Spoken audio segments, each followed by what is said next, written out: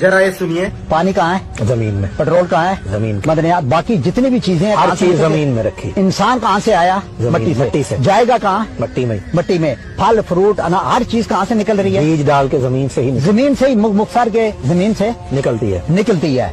अब सारे खजाने किसके नीचे हैं? जमीन के। जमीन के नीचे हैं। अब आप मुझे ये बताएं कि जमीन कहाँ है? अल्लाह, वाह वाह वाह वाह वाह, हमारे पाँव के नीचे। वाह वाह वाह वाह, सुभान अल्लाह। सारे खजाने कहाँ हैं? जमीन के नीचे। जमीन के नीचे। जमीन कहाँ है?